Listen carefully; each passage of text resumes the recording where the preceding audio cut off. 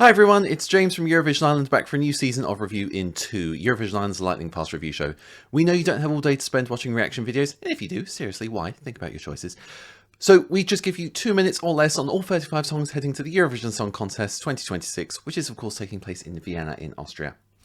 Never any hate, just a difference of opinion. I'll talk about what I like, what I don't like, what I think can be improved on, and all 35 songs are going to get their review in a moment. So sit back, relax, enjoy Review in 2, and let the Eurovision Song Contest 2026 begin.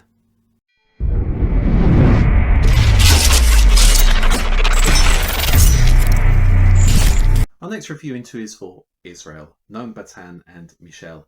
Now, this song starts, it's got a really gentle sort of string riff at the beginning of it, and that builds nicely into Noam's vocals. He's got a very deep, very rich voice. I think those two things contrast and complement each other really well. It's also been a few years since we've heard a male vocalist from Israel, so that's a nice change to see that coming in. As we get more towards the bridge and the chorus of the song, the sort of tempo picks up a bit. It stops being sort of so gentle and melodic, and it becomes a bit more. There's a bit of like a rhythmic, almost like a drum sound in there somewhere, and I think there's a little touch of the Levantine in there, which is nice. I think a little nod towards Israeli culture, and it sort of picks up and becomes much more danceable, which I think is an interesting shift. Staging elements in there, I think we see a lot of dancers in the music video.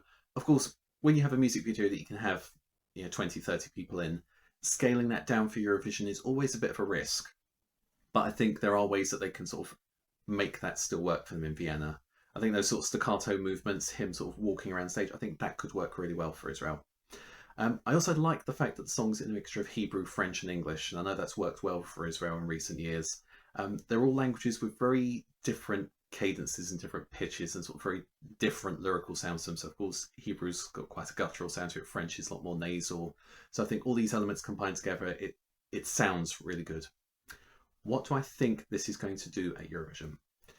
I think judging by recent results in the televote, it's very likely that Israel will do very well from that televote. Juries, I think, are going to reward the fact that Noam can sing. I think it's going to be quite a battle at the top of the scoreboard this year. I think Israel will be one of those songs that is up there for that. I don't see this as an outright winner. I think there are one or two other entries that are more lined up for those spots. But I think a televote is likely to give a lot of points to Israel. I think the jury will respond to him. So I think there's no reason that Israel won't score outside the top 10 with this song.